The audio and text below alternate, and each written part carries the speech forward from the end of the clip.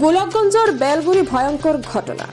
ধানকটা কাছেৰে ডিঙিত ৰেপ দি এজন ই ৰিক্সা চালকক হত্যাৰ চেষ্টা। গোলকগঞ্জৰ বেলগুৰি দ্বিতীয় খণ্ড গাঁৱত ই ৰিক্সা চালক আনন্দ পোদ্দাৰৰ হত্যাৰ চেষ্টা। বেলগুৰিৰ গংগাধৰ নৈৰ দাঁতিত সংঘটিত হয় এই ঘটনা। এজন যুৱকে ই ৰিক্সাখন ভাড়াত নিলৈ গৈছিল বেলগুৰি দ্বিতীয় খণ্ড গাঁৱৰ গংগাধৰ নৈৰ কাষলৈ। তাৰ পিছতে ধান কাটা কাছেৰে ডিঙিত উপৰ্যুপৰি ৰেপ দিয়ে ই ৰিক্সা চালকজনৰ ডিঙিত। ঘটনাৰ খবৰ পাই আগমনী আৰক্ষী উপস্থিত হয় ঘটনাস্থলীত। সংকটজনক অৱস্থাত ই ৰিক্সা চালক যুৱকজনক উদ্ধাৰ কৰি চিকিৎসাৰ বাবে প্ৰেৰণ কৰে ধুবুৰী চিকিৎসা মহাবিদ্যালয় চিকিৎসালয়লৈ। কিন্তু কি কাৰণত সংঘটিত হল এই ঘটনা সেয়া এতিয়াও ৰহস্যৰ আৱৰ্তত। আৰক্ষীৰ সঠিক তদন্তত সেই পোহৰলৈ আহিব সমগ্ৰ ঘটনা। সমগ্ৰ ঘটনাই সৃষ্টি কৰিছে তীব্ৰ চাঞ্চল্য।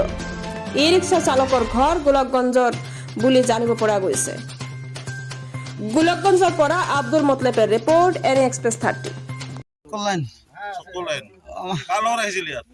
অকলে সেই ল'ৰাটো অকলে, মই অকলে। কিয় আহিছিলি?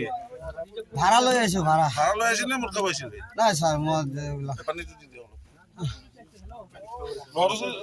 কিহেদি মাৰিছে তোক? তাৰ হাতত কাঁচি আছিল, কাঁচি। সি মই আগে আগে মোবাইল অলপ 1 ঘণ্টামান আগত মই তাৰমানে ভাত খাই আছোঁ। তাতে কেইজনমান ল'ৰাই মোক ফোন কৰিলে। মোক ক'লে যে আংকেল এনেকুৱা ঘটনা ইয়াতে, মানে মেকুৰীৰ নিচিনা দেখা যায়, এনেকুৱা চকুবিলাক এনেকুৱা লাইটৰ কিবা ফ্লুট কৰে। তাৰপিছত কয় এইটো মানুহ হ'ব পাৰে। মই ক'লোঁ যে মানুহ যদি অলপমান আগবাঢ়ি যায়, নহয় আমাক ভয় লাগে যদি ঠিক আছে মই ফোন কৰি আছোঁ। তাৰপিছত আগমনে যিটো মই উচিত নম্বৰ চিজন উচিত কিবা নাম আছিল, এই মানুহজনক ফোন কৰিলোঁ। ঠিক আছে উচিত ফোন কৰিছোঁ মই। এনেকুৱা কৰোঁতে মানুহ 2-4টা মানে অলপ বেছি হৈ আছে। তাৰপিছত মই সোনকালে আহিলোঁ। তাৰপিছত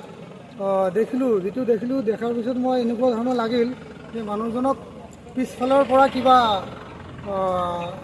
কাঁচি ধৰণৰ এনেকুৱা বস্তু দি মানে একেবাৰে ডিঙিটো কাটি দিছে পিছফালে।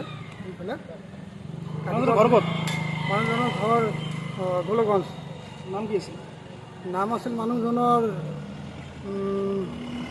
কিবা নাম আছিল, মই আনন্দ পোদ্দাৰ নেকি? আনন্দ। ঘটনাটো কোনটো জেগাত হৈছে? ঘটনাটো আমাৰ ৰতিয়দহ বেলকুৰি একেবাৰে সীমান্ত।